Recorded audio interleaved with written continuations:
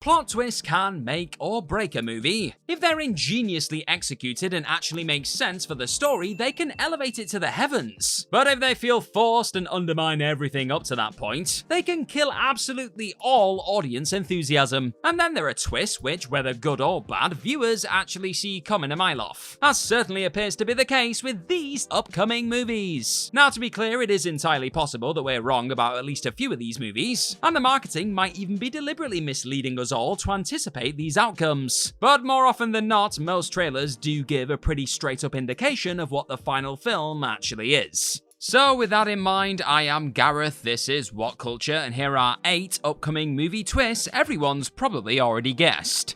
Number 8, the original Xenomorph survived, Alien Romulus. The rumour mill has been working overtime for Alien Romulus, which we know will be set between the first 2 Alien movies, and centre around a group of young colonists who are attacked by a xenomorph while scavenging a derelict space station. Once the teaser trailer dropped, eagle-eyed fans pointed out that the brief glimpses of the xenomorph look incredibly similar to the original Big Chap xenomorph design, with some suggesting that Romulus could in fact reveal that the Xeno from the original Alien somehow survived being jettisoned into space by Ripley. It sounds ridiculous and fan-serving, yes, but consider that some social media versions of the teaser opened with a few extra blink-and-you'll-miss-it shots, one of which appears to show scientists huddled around a Xeno's remains on a stretcher, and it becomes much easier to believe. In a franchise that seems as bereft of good original ideas as Alien, why not just undo the ending of the original movie? It makes a bewildering amount of sense, doesn't it? Is the Xenomorph the scariest movie monster of all time? Well, that's the question I'm asking, so I want to see your answers in the comments section down below. Number 7, Maxine is the Night Stalker, Maxine. The third and apparently concluding entry into Ti West Mia Goth starring X franchise, preceded by X and Pearl, takes place in 1985 as Maxine Minx arrives in Los Angeles and continues to pursue her acting career. The first trailer for the movie reveals that Maxine will incorporate some unforgettable period history, namely the presence of the Night Stalker, a real-life serial killer who murdered at least 13 people in the mid-1980s. And this injection of real-world horror into a fictional genre film has some fans wondering whether West actually might be about to pull a Tarantino and give us a twistedly revisionist take on the Night Stalker's rampage. Namely, it might well turn out that the real Night Stalker is none other than Maxine Minx herself. Whether she colludes with the real-life killer Richard Ramirez or frames him altogether remains to be seen, but it'd certainly be one hell of a ballsy way to play fast and loose with that which we know to be true, and feels thematically informed by the events of the 2 prior movies. Then again, perhaps West will simply have Maxine be the one to thwart the Night Stalker's rampage, ensuring her fame in an altogether unexpected way. We'll just have to wait and see, won't we? Number 6, Harley Quinn is the villain, Joker Folie à Deux. The first trailer for Joker Folie à Deux did a fantastic job selling the audience on the dynamic between Arthur Fleck and fellow Arkham Asylum inmate Harleen Quinzel, aka Harley Quinn. Though some fans think the film is going to make some seriously subversive deviations from their established dynamic. Historically, in the comics, the Joker has manipulated and abused Harley throughout their relationship. Yet it feels like a filmmaker as provocative as Todd Phillips will take a different angle, instead flipping the comic book portrayal, such that Harley is the one abusing Arthur, and encouraging him to embrace the Joker persona he's seemingly trying to escape, keeping that rather specific smile on his face. More to the point, Harley could even very well end up being the movie's ultimate antagonist, with Arthur perhaps being pushed to return to his ultra-violent ways in order to take her down once and for all. It'd certainly fit the tragic, doomed romantic vibes the trailer is giving off. A bad romance, you could say. Number 5, Hoffman is still alive, Saw 11. The surprisingly solid Saw 10 concluded with a post-credits scene, which showed John Kramer working together with his successor, Detective Hoffman.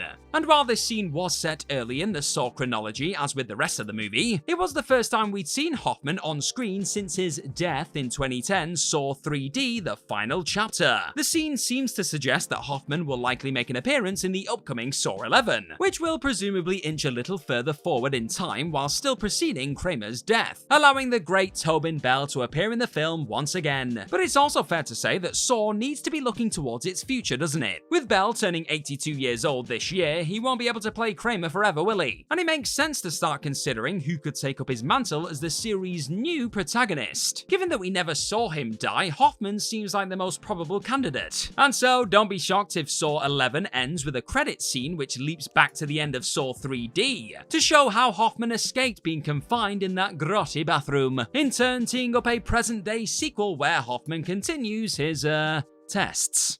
Number 4, Thunderbolt Ross becomes Red Hulk, Captain America Brave New World. The 4th Captain America film, Brave New World, will see Harrison Ford take over the role of Thaddeus Thunderbolt Ross from the late William Hurt. And honestly, what better time for the Marvel Cinematic Universe to finally pull the damn trigger on Red Hulk? Ever since Ross first showed up in the MCU back in 2008's The Incredible Hulk, fans have been patiently waiting to see him become Red Hulk, as in the comics. Quite literally a red version of the Hulk who uniquely retains his intelligence once transformed. Quite the combo. Now, in fairness, a McDonald's Happy Meal toy leak seems to confirm that Red Hulk will be in the movie. But as we've seen before in the MCU, merch leaks aren't always 100% accurate to the final film, especially one undergoing as many reshoots as Brave New World. Even so, this does feel like the right time for Ross to finally become the big red guy, and serve as a secondary antagonist for Anthony Mackie's Sam Wilson. The pair likely being manipulated into conflict by the film's real villain, Tim Blake Nelson's The Leader.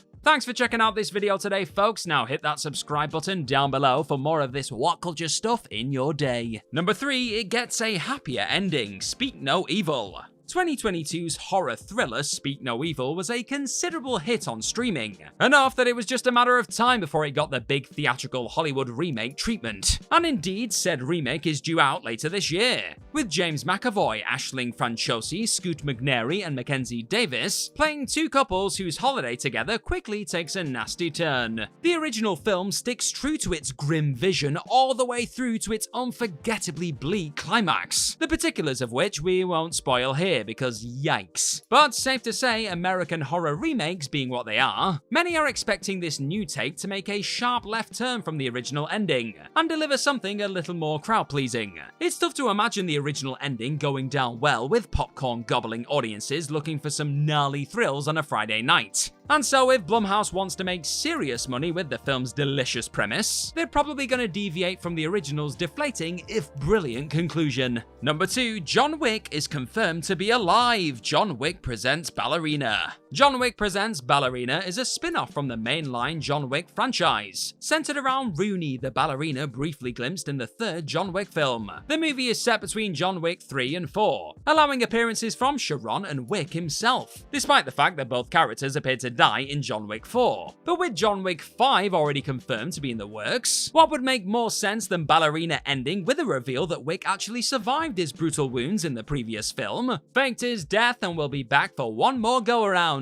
While there are many fans who hope that John's original death sticks given how well executed it was, pardon the pun, money talks, folks, and accepting that John Wick 4 made almost $450 million worldwide, Lionsgate will surely be incredibly eager to entice Reeves back any way they can, whether it should happen or not. Knowing how Hollywood operates and that director Chad Stahelski has been rather cagey about confirming Wick's fate either way, it'd be the least surprising outcome imaginable if Ballerina's ending or post-credit scene showed Wick still alive, setting the stage for the 5th main movie. Who saw this coming when his dog was murdered all those years ago, eh? And number 1, the daughter is the real serial killer, Trap. M. Night Shyamalan's new thriller, Trap, revolves around Cooper, a man who attends a pop music concert with his daughter Riley, only to discover that the concert is actually a trap laid by the police to catch a serial killer known as the Butcher. The trailer appears to reveal that Cooper himself is the Butcher, and will spend the movie attempting to escape the concert venue while avoiding detection. Enough that many complained that the trailer simply gave Shyamalan's latest big twist away for no reason at all. Except this is very clearly the premise of the entire movie. And it's fair to assume that Shyamalan has a real rug pull in store for viewers later in the movie. I mean, he is the twist master, people. And what could be more thoroughly on brand for the filmmaker than revealing that the serial killer is actually Riley? And Cooper is really spending the film trying to help cover his daughter's tracks. Perhaps it's a plausible enough twist that Shyamalan simply wants us to believe that this is the case, and he'll actually come up with something else entirely. You never really know with the Shyamalan, do you? But for now at least, it's by far the most popular theory doing the rounds online.